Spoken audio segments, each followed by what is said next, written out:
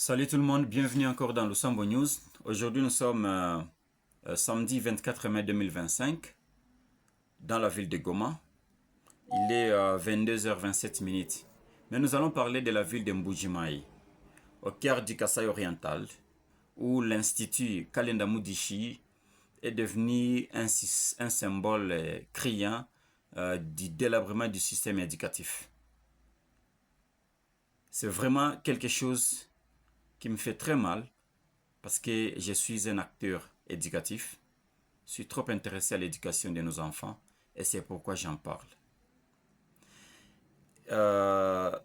Cet institut, Kalenda Mudishi, est privé de classes, de bancs. Les élèves étudient à même la terre, sur des pierres, sous les arbres, exposés au soleil, au vent et parfois même à la pluie. Mais c'est inacceptable au XXIe siècle, en 2025, en République démocratique du Congo. J'avais vu de telles images, ça fait déjà plus de 10 ans, mais ça existe encore sous le régime de Félix Tshisekedi. Un membre de l'UDPS,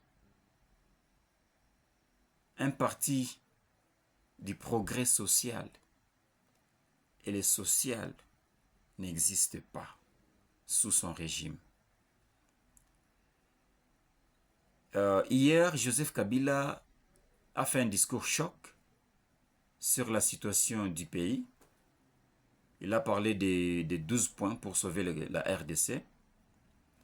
Bien que ça ne devrait pas venir de sa bouche, parce qu'il a fait 18 ans sans rien faire.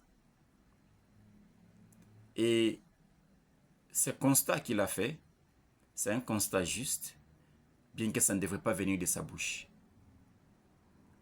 Ça me touche de voir comment en Mbuji-Mayi, au fief de l'UDPS,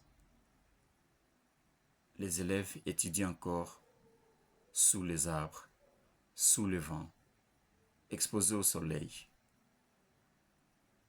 Et le gouverneur à l'intérim, Augustin Kayembe,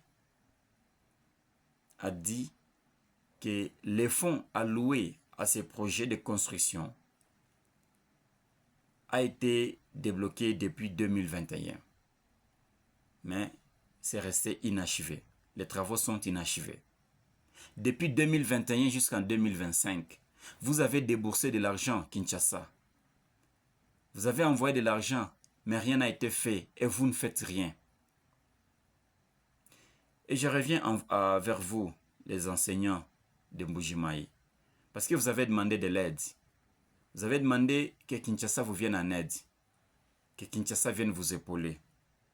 Eh bien, chers enseignants, chers éducatifs, chers chefs d'établissement, trouvez d'autres moyens pour vous prendre en charge. C'est l'avenir des enfants de Mbuji-Mayi qui en pâtit. Il existe d'autres moyens, notamment le recyclage des bouteilles en plastique. Avec ce recyclage des bouteilles en plastique, on peut faire des classes. On peut construire des bâtiments. On peut construire des classes. Dans une semaine, on peut construire une classe avec des bouteilles en plastique recyclées.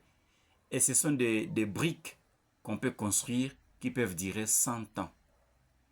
Donc, nous devons chercher d'autres voies et moyens pour nous prendre en charge et oublier Kinshasa. Et attendre les élections pour sanctionner les dirigeants.